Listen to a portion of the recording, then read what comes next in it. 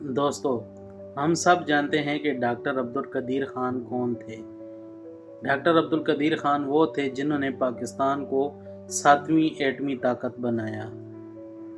لیکن میں آج آپ کو ڈاکٹر عبدالقدیر خان کی وہ کہانی سناؤں گا جو کتابوں میں کم اور ہر محب وطن پاکستانی کے دل میں زیادہ بسی ہے۔ کیا آپ جانتے ہیں کہ پاکستان آنے سے پہلے انہیں امریکہ اور یورپ میں کتنی دولت پیش کی گئی اور انہوں نے وہ سب دولت کس لیے ٹھکرا دی؟ یہ وہ سوال ہے جو آپ کے دل میں ایک حیرت کا طوفان پیدا کر دے گا۔ 1970 کی دہائی میں ڈاکٹر عبدالقدیر خان یورپ کی ایک بہترین ریسرچ انسٹیٹیوشن کے ساتھ کام کر رہے تھے۔ وہ ایک بہت اچھی اور لگژری زندگی گزار رہے تھے۔ ان کے پاس بے شمار دولت اور شہرت تھی اور ان کے پاس دنیا کے مشہور سائنٹسٹ کے ساتھ کام کرنے کا موقع تھا۔ 1974 میں جب انڈیا نے پوکھران میں پہلا ایٹمی دھماکہ کیا تو ہر پاکستانی کے دل کی طرح ڈاکٹر عبدالقدیر خان کا دل بھی غیرت سے چھلنی ہو گیا اور انہوں نے وہیں پر ایک فیصلہ کیا اور اپنی نوکری چھوڑ دی، اپنی تمام تر دولت چھوڑ دی، یورپ کے تمام تر عیش و آرام کو ٹھکرا دیا۔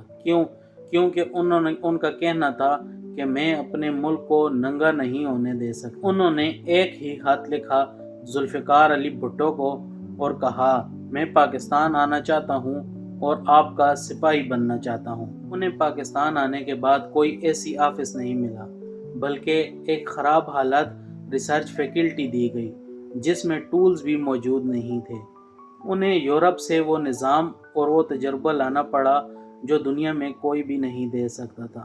دنیا کے طاقتور ترین ممالک انہیں روکنے کی ہر ممکن کوشش کر رہے تھے، لیکن ڈاکٹر عبدالقدیر خان اور ان کی ٹیم نے دن رات عید اور تہواروں کی پرواہ کیے بغیر کام کیا، اپنی نیند، اپنی فیملی کا وقت قربان کیا، اور یہ وہ قربانی تھی جس کا احساس شاید ہی ہم کر سکتے ہیں، لیکن ان کا صرف ایک ہی مقصد تھا، پاکستان کی حفاظت۔ 28 مئی 1998 چاغی، ڈاکٹر عبدالقدیر خان نے وہاں موجود ہر شخص کے سامنے وہ بٹن دبایا۔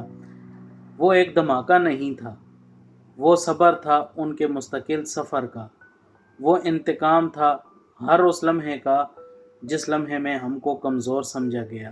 یہ وہ دن تھا جس دن ہم پاکستانیوں نے اپنی غیرت واپس لی، اور اس غیرت کی بنیاد میں ڈاکٹر عبدالقدیر خان کی بے لوث قربانیاں شامل تھیں۔ دوستو، تو یہ تھی ڈاکٹر عبدالقدیر خان کی کہانی۔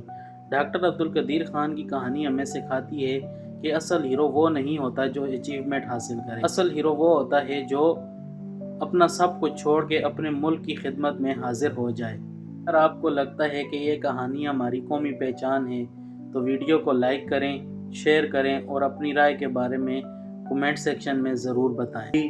ہم اجازت لیتے ہیں، ملتے ہیں کسی اور ویڈیو میں۔ پاکستان ہمیشہ زندہ باد۔